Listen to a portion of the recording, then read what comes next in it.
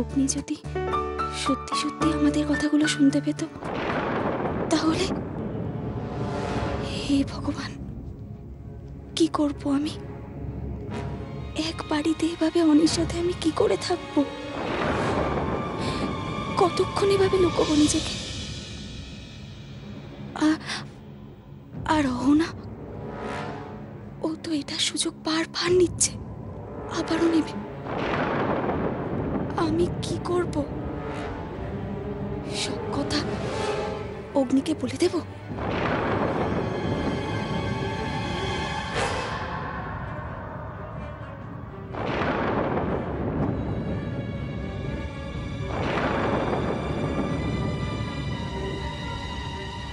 তুই খুব ভালো করে জানিস যে আমি মিথ্যে কথা একদম টলারেট করতে পারি না।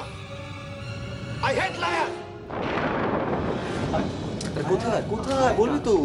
আরে বস বস বস বস বস বস বস। ঠিক আছে ঠিক আছে।